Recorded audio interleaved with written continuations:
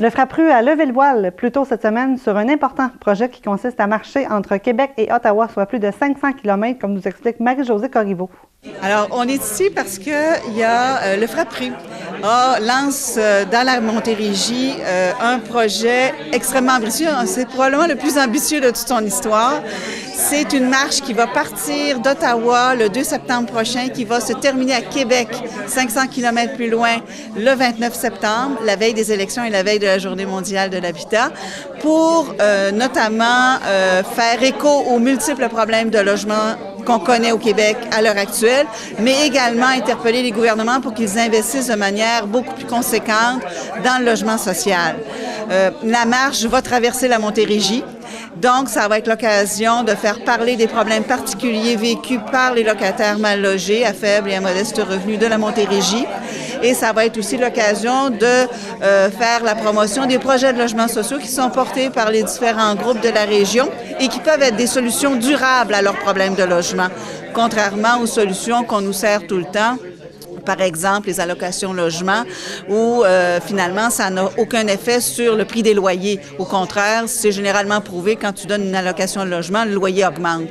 Alors que dans le cas du logement social, c'est du logement qui est plus dans la dynamique du logement à but lucratif, c'est sans but lucratif.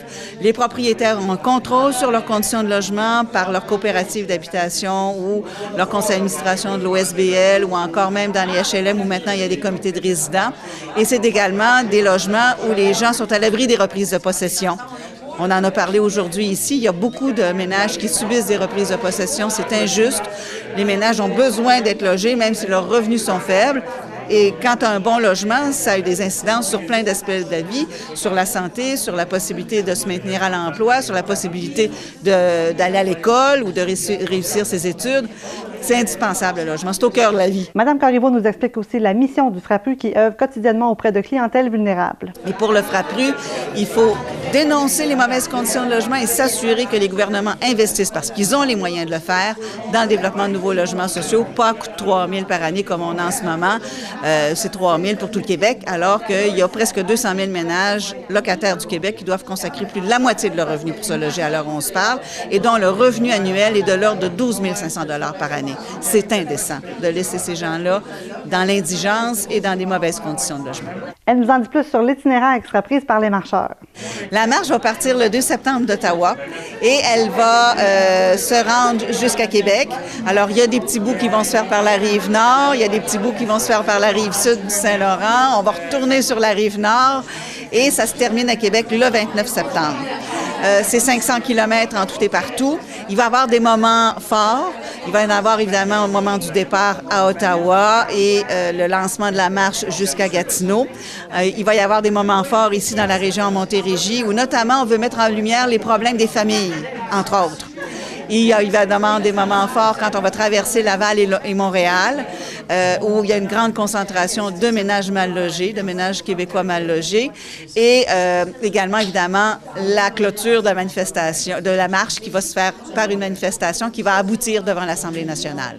Il y a la revendication générale, c'est que si on veut vraiment se donner l'élan pour sortir les ménages mal logés de leur situation, ça prend 50 000 logements sociaux en 5 ans et c'est possible de le faire à l'heure actuelle. L'économie du Québec va bien, l'économie du Canada va relativement bien, les gouvernements veulent intervenir dans le domaine du logement et il faut le faire avant que la situation se détériore encore davantage. Et si on réussit à faire ça, bien, on va être capable là, de voir venir l'avenir de manière plus optimiste. Okay? Ça, c'est la grosse revendication, 50 000 logements sociaux en 5 ans pour tout le Québec. Cela étant dit, on a des demandes particulières auprès des 2 paliers de gouvernement. On demande à Ottawa, évidemment, de fournir les sommes requises. Il a prévu 40 milliards en 10 ans pour améliorer les conditions de logement des ménages canadiens qui ont des besoins impérieux de logement. Le Québec doit avoir sa juste part et cette part-là doit aller dans le logement social. C'est ce qu'on dit à Ottawa et c'est ce qu'on dit à Québec. En terminant, la coordonnatrice du comité logement de Beauharnois, Annick Frappier, revient sur des statistiques percutantes plus près de chez nous. Nous, ici à Beauharnois, on est quand même, la proportion de locataires est quand même élevée. Ici, on a approximativement à peu près 35 de locataires sur la population générale ici à Beauharnois. Dans ces 35 %-là, il y a à peu près 32 des immeubles habités par ces locataires-là qui ont plus de 50 ans, donc qui demandent beaucoup de travaux, d'entretien. L'état des logements est à considérer aussi là-dedans. Dans le même 35 de population locataire, on parle quand même de 32 des ménages qui se consacrent plus de 30 de leur revenu mensuel pour se loger. Donc, ça amène un peu les besoins au niveau de la précarité aussi des locataires à se loger dans un des logements qui ont besoin de réparation, mais les prix sont quand même très élevés par rapport à l'état du logement qu'ils vont occuper et par rapport à leurs revenus qu'ils peuvent utiliser pour payer leur loyer.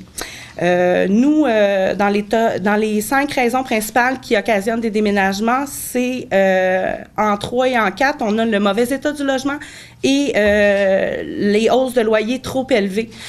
Donc, c'est vraiment ces situations-là qui gardent ces locataires-là dans la précarité ici, présentement à Beauharnois.